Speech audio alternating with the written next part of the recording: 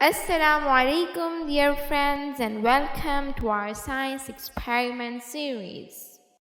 جی تو دوستو، آپ سب تو مجھے جانتے ہیں، میرا نام ہے محمد اور اس وقت میرے ساتھ موجود ہے میری پیاری بہنا شیما۔ تو بھائی آج ہم کیا بنانے والے ہیں؟ آج ہم گھر میں رنگین اور خوبصورت بلبلے بنانا سیکھیں گے، تو اس کے لیے ہمیں کچھ چیزیں چاہیے۔ ایک پانی والی بوتل، کپڑے دھونے والا پاؤڈر تھوڑی سی مقدار میں، اور ڈش واش لیکوڈ۔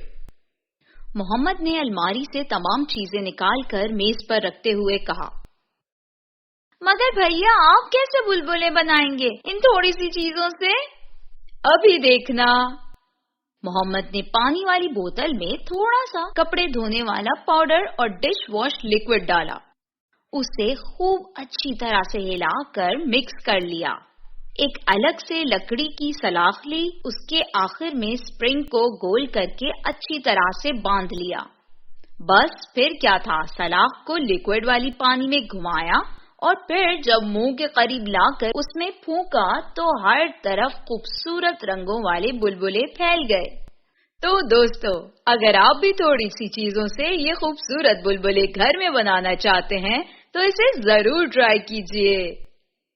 مزید ایسی ویڈیوز کے لیے ہمارے چینل کے ساتھ جڑے رہیے۔